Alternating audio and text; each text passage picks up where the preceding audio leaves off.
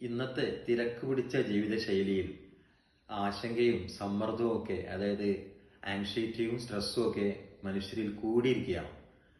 ഇത് നമ്മുടെ ജീവിതത്തിന് ദോഷകരമാകാത്ത വിധത്തിൽ എങ്ങനെ കൈകാര്യം ചെയ്യാൻ സാധിക്കും?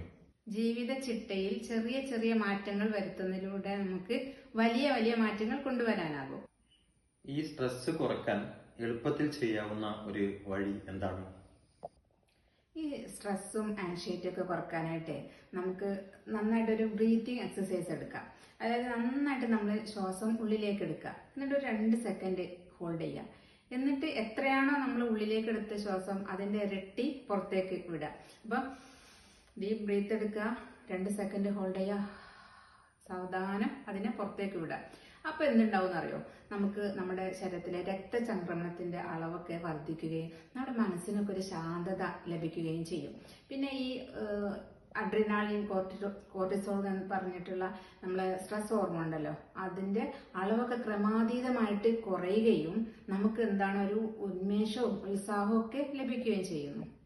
അപ്പോൾ നമ്മളിൽ ഉണ്ടാകുന്ന സ്ട്രെസ്സും ആങ്സൈറ്റിയും ഒക്കെ കുറക്കാൻ ഉറക്കത്തിന് എത്രത്തോളം പങ്കുണ്ട്? ഈ ഉറക്കം എന്ന് പറയുന്നത് നമ്മുടെ ശരീരത്തിന്റെ ഒരു റീസെറ്റ് ബട്ടണാണ്. അങ്ങനെ പറഞ്ഞാല് നമ്മളിപ്പോ രാവിലെ മുതൽ രാത്രി വരെ സ്ഥിരമായിട്ട് എല്ലാ വർക്കുകളും ചെയ്തുകൊണ്ടിരിക്കുകയാണല്ലോ. അപ്പോൾ ഈ ഉറക്കത്തിലാണ് എല്ലാ ഓർഗൻസിനെയും റീസെറ്റ് ചെയ്യപ്പെടുന്നത് ഉറക്കത്തിലാണ്. അതുകൊണ്ട് ശരിയായ ഉറക്കം കിട്ടിയേ മതിയാവും. ദിവസം ഒരു 7-8 മണിക്കൂർ ഒരാള് ദിവസം ഉറങ്ങിയാൽ മാത്രമാണ് ശരിയായ നമ്മുടെ ഓർഗൻസിനൊക്കെ ശരിയായ ഒരു പ്രവർത്തനം സുഖമാക്കുകയുള്ളൂ.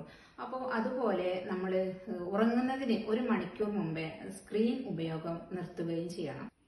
അമിതമായി ഉണ്ടാകുന്ന സ്ട്രെസ്സും ആങ്സൈറ്റിയും ഒക്കെ കുറയ്ക്കാൻ നമുക്ക് പതിവായിട്ട് എന്തൊക്കെ ചെയ്യാൻ പറ്റും?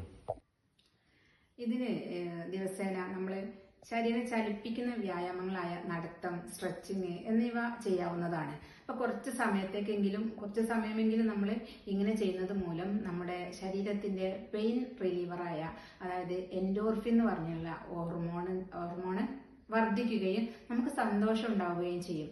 ഇതുമൂലം നമ്മുടെ ശരീരത്തിലെ വേദന കുറയ്ക്കാൻ സഹായിക്കുകയും ചെയ്യുന്നതാണ്.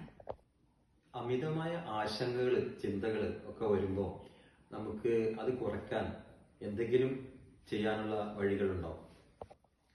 ഇതിനായിട്ട് നമ്മൾ ഒരു കടലാസ് എടുത്തിട്ട് അതിൽ എഴുതുക. ഇനിയിപ്പോ കടലാസ് തന്നെ വേണമെന്നില്ല, മൊബൈലിലായാലും നമ്മുടെ ചിന്തകൾ എന്താണ്, നമ്മളെ ഇറിറ്റേറ്റ് ചെയ്യുന്ന ചിന്തകൾ എന്താണെന്ന് വെച്ചാൽ അത് എഴുതി വെക്കുക. ഇങ്ങനെ എഴുതി വെക്കുന്നത് മൂലം നമ്മുടെ ചിന്തകൾ എന്താണ് പുറത്തേക്ക് വരും. നമ്മളിങ്ങനെ ഒന്നും ചെയ്യാണ്ടിരുന്നാല് നമുക്ക് ആ ചിന്തകൾ ഇങ്ങനെ കാട് കയറി പിന്നെയും ആൻസൈറ്റിയും സ്ട്രെസ്സൊക്കെ കൂടുന്നൊരവസ്ഥ വരും. അപ്പൊ എഴുതി വെക്കുന്നത് മൂലം ആ ചിന്തകൾ നമുക്ക് പുറത്തോട്ട് കൊണ്ടുവരാനായിട്ട് സാധിക്കുകയും നമുക്ക് ഹാപ്പിനെസ് ഉണ്ടാവുകയും അതുമൂലം നമ്മുടെ മനസ്സിനും ശരീരത്തിനൊക്കെ ഒരു ശാന്തത ഉണ്ടാവുകയും ചെയ്യുന്നു.